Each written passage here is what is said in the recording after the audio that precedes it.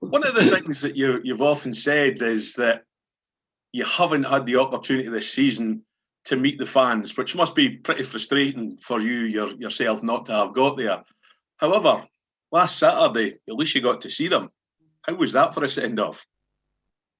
Social distanced before he gets us into trouble.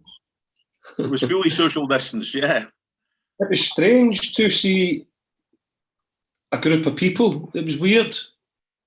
It was strange, and it was great to see.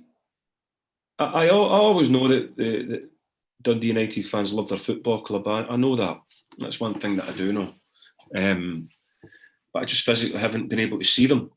I'm the only manager probably in their history that hasn't been able to build any kind of relationship before, after, or during games, which is important for a manager fan base relationship to grow. Of course, with results that would be as well, and performances and all the rest of it, and decisions. But the actual game day is one of the only times that you probably get to see the people that you are working for, and I've not been able to do that. Just had to communicate through you guys and do that kind of thing. So it was nice to see it, and now that things are opening up a wee bit more, and I'm out with the dogs or whatever, seeing more and more people about and seeing more and more of the fans. It's good. It's what football's all about. So we're moving back towards being able to build that kind of place that we all want to be in again. So it was good. It was special to have that kind of send off. And they were there when we come back as well. I don't know if they'd gone home. Maybe they just waited there.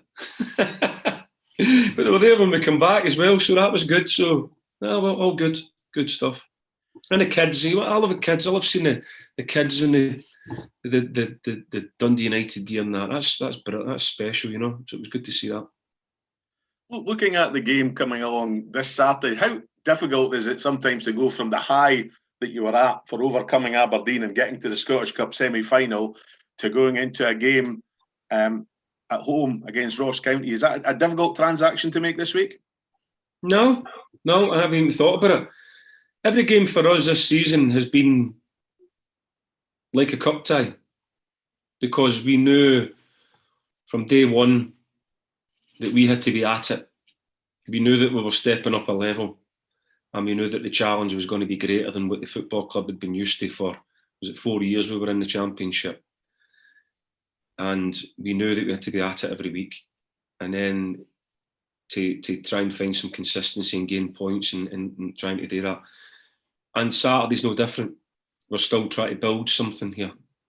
So no, the club's trying to move forward, and it's important that we all try and stay being a part of that, because the club won't settle. The fans are driving it, the owners are driving it. It wants more, and more means you have to keep performing well. So Saturday gives you an opportunity to stay with it again. Take your eye off the ball, lose focus, lose your place, fall down the pecking order. You might run the risk of not going forward with what I believe an exciting time at Dundee United. So now I would expect the players to go out there knowing that and no missing the opportunity to say I'm still here and I'm going to be a part of this. I'm not much of a reader myself. I don't know about you, Micky, about how many books and things you read. I'm a superstar author. What have you know? Well, I'm coming to that, because this is the book I'm reading just now. Okay. So the question I want to ask is, in relation to this book, it's called The First 100 Days, which I'm sure you're fully aware of, obviously, from there. But some of the fans maybe aren't. And this book here, does this run a parallel on how the season's worked for you with Dundee United? Is it, how you've built things up and how you've learned every day and moved on to other things? Is it kind of parallel to what you've done at Dundee United this year? What I would say was, I did the book and I was able to go around and meet some unbelievable people. And I worked with some unbelievable people in the writing of the book. And then what I was able to do was develop from, as it says in that book, my way that I believe the things that are important in order to try and be a success. And I say try because there's no guarantees. To try and be a success as a football manager or a manager anywhere in any line of work, or just be a better person. And I was able to go and meet all these people and do that. And then as I was coming to the end of it, I got the Dundee United job, and I was very clear in how I was going to first find out about the job, assess what the job was, and then build it forward, planned in my own mind, the main way, in order to keep it moving forward, and what was going to be important to me to listen to and what wasn't, and how I was going to judge where we were at and how we were moving forward. So I would say all that, yeah, in the book, about anybody getting into any line of work. And that's all I did, and that's all I'm continuing to do. And that's what I'm doing all the time, is just looking after all my processes and building my processes that's right for here. Working with the club to build a culture that says, no, you have to keep getting better, keep improving, and then embracing the challenge that is everybody saying, no, we want more, and saying, right, okay, that'll drive us on then. We have to keep going, we can't settle for anything. So yeah, all of that, all learned while doing that, the book.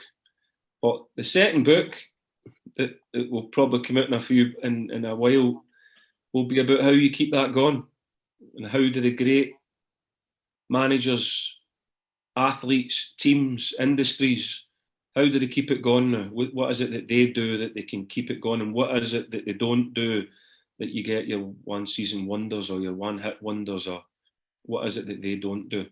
So that's it currently is the next part of my education, if you like. Looking back at Sunday, I mean, at the time it was, probably 100 miles an hour. Everyone was flashing past you as quickly as it was happening. It was very difficult probably to concentrate on, the full time of what was happening. Have you watched it back since? I have. I always, we've got a good team here that sort of cut our clips up and stuff like that and send the clip straight after the game. So it's something I've always done throughout my career, is watch back highlights of the game. Even I'll watch sports scene as well, stuff like that. But yeah, it's a good point. You get caught up in the game and you sort of forget some moments until you watch your clips back and the highlights and stuff like that. But it was brilliant. Yeah, it was just as I remembered it. The boys defensively absolutely solid, never gave too much away, and the flip side of that, we were pretty ruthless. So it was, like I say, it was one of our best performances of the season. And looking at the first goal that you scored, obviously, for Micky and Lawrence and yourself all to just click together, how much easier was that to see it when you were taking that step back? I know it's one of them that the gaffer had been working on during the week, thinking sort of weeks before that we had been caught as sort of, how do I put this, not as far forward as we should be, as sort of wide high men. The gaffer wants us winning the ball high up the park. He wants us sort of cheating a little bit, so when we do win the ball back, we're in a better position to score. I think we got that spot on at the weekend, me and Clarkie especially, obviously playing in the wider areas. We weren't caught too much back defending and stuff like that. We were on the front foot, and that comes from the midfield and the defenders that allow us to do that. They do the hard work, win the ball back, and we're in the goal scoring positions like you've seen, and it was good to be rewarded for that. You mentioned about not seeing the fans, obviously, face to face in your time so far. Well, maybe apart from Saturday when they were there to send you on your way. How much of a bonus did that give the guys to see what was in Tannadice Street for you on Saturday? Oh, massive. It's look, I knew how big a club it was, and again, I've been lucky enough to play at some big clubs, and I've had some things like that, send-offs, and come back to the stadium and big groups of fans there and stuff like that. And that was right up there, There was a lot of fans out there giving us a send-off, their flags and their flares and stuff like that, and it was just a little reminder, I think, to everybody how big a club this is. And yeah, fair play to the fans. It definitely gives you that little buzz, that little extra bit of excitement for the game, and it obviously works. So fingers crossed the same for next time. And this weekend, obviously back down to earth, Ross County, who are fighting for their lives. Dundee United keen to keep the momentum, get as high up the league as they can, but keep that momentum going for this semi-final of the Scottish Cup. How important is this game on Saturday against Ross County? Yeah, you hit the nail on the head there about keeping the momentum going. We've been on a good run, and I look, if we take our foot off the gas at this weekend, then it's got disaster written all over it. One, we want to finish as high up in the league as possible and keep the momentum going, but obviously got the big game the week after. We don't want to be going into that having saying to ourselves, a terrible performance, what have we done? You know, a bit nervy or whatever. If we keep working hard and stay positive and have a positive result at the weekend, that rolls into the week after, you know, the big one. And it's something everybody's looking forward to. Like you say, everyone's talking about that game, but we need to concentrate on Ross County. They're fighting for their lives. I know that Big Yogi will have them at it, and it's going to be a difficult game. Last one from me, and it's kind of looking at some of the philosophy that Micky puts forward, and what he says basically a lot of the time is, don't worry about other people, worry about yourself, because you're the only people that can control yourself. How important is that message being put out to the players, obviously, from there? Yeah, I think it's a very important message. It's sort of one that I've sort of stuck by through my career as I've got older. You know, you need to try not worry about what everybody else is saying and thinking. You know, try worry about you and yourself, and are you doing everything you can to be a better player? Are you doing everything you can to help the team? Of course, there's some people's opinion that you're going to value and listen to, but the problem is everyone's got an opinion. You know, it can be a sort of negative if you allow it to be. But as players, you've got to be sort of mentally strong, you know, and focus on yourself. And look, it's of course it's important that you listen to the manager, what he wants you to do and stuff, like you say, as he drums on about how everyone has to be focused, get better every day. That's his message every day to the boys in the team, and I think now we're starting to see the benefits of that.